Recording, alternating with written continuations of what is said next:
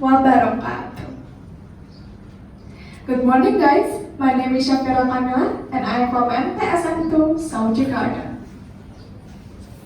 Guys, have you ever heard the myth that we cannot go to the South Sea wearing green clothes? Isn't that kind of weird? I asked my grandmother about it and she told me the story of Nyi Roro Kidul. Once upon a time, in the ancient of Pajajaran kingdom, there was a king named Prabu Mundingsari. King Prabu Mundingsari was known as a good animal hunter. One day, he lost his way in a jungle that he had not known before. Until night came, he finally met with a beautiful girl who was known as the daughter of the king of the jungle. The princess said, "I will help your majesty to exit this jungle, but you have to marry me." Because of her kindness and beauty, Prabu Mundingsari agreed to get married to her. He was invited to her palace in the middle of the jungle. After living there for a while, Prabu Mundingsari wanted to go back to his kingdom. He then asked his wife for permission. "My beautiful wife, I really want to return to my kingdom, Pajajaran. I'm pretty sure my people in Pajajaran are very worried about my condition." "Alright, my husband, but once in a while, please come to see me. I will be lonely without you." The princess sighed sadly. She then accompanied Prabu Mundingsari to exit the jungle. The returning of the king, Prabu Mundingsari got a joyful reaction from all Pajajaran people. They saw that the king had passed away in the jungle while he was hunting. So the queen and all of Pajajaran people arranged a big party to welcome Prabu Mundingsari. Until night came, he heard a baby cry from the outside.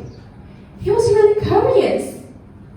When he got outside, he found a baby in a corner of the garden. When he took the baby, a beautiful girl came suddenly. He knew her because she was his wife who lived in the jungle. "My beloved husband Mundingsari, this baby girl is our child. I give her for you to be raised up in your society. Actually, I came from your outer world," she said. And there was a big smoke that approached his wife, and his wife went invisible. King Prabu Mundingsari was very surprised, but he shortly implemented what his wife had said to him. And that baby girl was named Ratna Dewasuido, raised up in the palace. 18 years later, Dewasuido grew up to be a really beautiful girl. There were many princes from many kingdoms came to marry her. The situation made the queen unhappy and really indignant because her own daughter was not beautiful as Dewasuido. She then had an idea to throw the princess away from the palace. She asked the strongest witch to restore the beauty of Dewasuido. "I want her to leave this palace.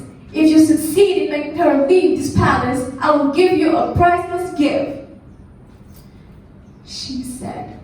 And the witch replied, "Oh, don't worry, queen. I will make her leave this palace." So one morning, when Dewasuido wakes up, she's surprised that her body that is gross and full of scales. "What happened to my skin? Mother! Father! Help me!" The princess cried so hard. King Prabu Mundingsari was very surprised and sad. He invited many best physicians, but no physician can cure his daughter. Day by day, he realized that his daughter's illness was not an ordinary illness. Someone must send her a curse or a black magic. The queen always asked Prabu Manisari to take her daughter away from the palace. Your daughter will bring bad luck to the whole country, and she will spread her illness to all of us. And you, Dewi Suido, your face was not beautiful as before. You must leave the palace. Leave! Dewi Suido wandered alone in the jungle for many years. Year by year, that's always filled with loneliness. She finally arrived at Kumbang Mountain. There she prayed and meditated to the god who requested her, judging her beauty. At that moment, she heard a voice. My daughter, Dewi Suido, go to the south, go down into the sea, and be firmly united to the sea. Then come back to the society. Dewi Suido followed the instructions. She walked to the south day by day. After meeting up with a big wave of the sea, she went down following the wave. Amazingly, when the water just touched her skin disorder was recovered. She was pretty again, prettier than ever. Since that day, she became the queen of the South Sea and called Heyyyyoowwww. So guys, that's the story of Heyyyyoowwww that my grandmother told me about. Thank you for your guys' attention. Wassalamualaikum warahmatullahi wabarakatuh.